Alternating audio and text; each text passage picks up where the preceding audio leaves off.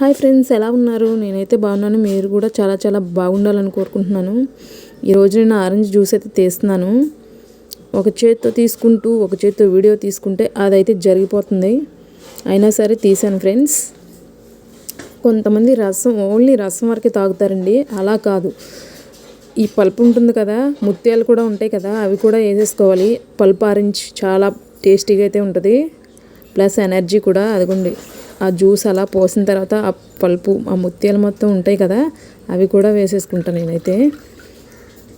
మరి మీరు ఎలా తాగుతారో కామెంట్ అయితే పెట్టండి. అదిగోండి, స్పూన్తో తీస్తుంటే రావట్లేదని ఆ గింజలన్నీ సపరేట్ చేసేసి పల్ప్ అయితే జ్యూస్లో వేసేసుకుంటున్నాను.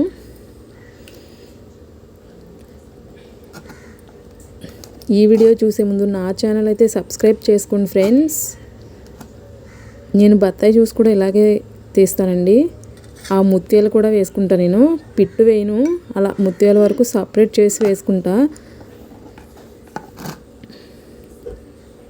మీరు ఎలా తాగుతారో కామెంట్ అయితే పెట్టండి. ఆ పల్ప్ మొత్తం వేసుకున్నాక కొంచెం షుగర్ అయితే యాడ్ చేశానండి. యాడ్ చేసి కొంచెం కలుపుకున్న, అది కూడా చూడండి పల్పుగా చక్కగా ఎంత బాగా వచ్చిందో జ్యూసు. మీరు కూడా ఇలాగే తాగండి ఫ్రెండ్స్. ఆ పల్ప్ అనేది పడేయొద్దు, దాంట్లోనే ఉంటుంది మనకి. చూసారా ఎలా రెడీ అయిపోయిందో మా జ్యూసు. నాకు ఇలాగైతే ఇష్టం తాగడం. మరి మీరు ఎలా తాగుతారో నాకైతే తెలీదు. ఈ వీడియో నచ్చితే ఛానల్ సబ్స్క్రైబ్ చేసుకోండి. Thank you for watching. By bye friends.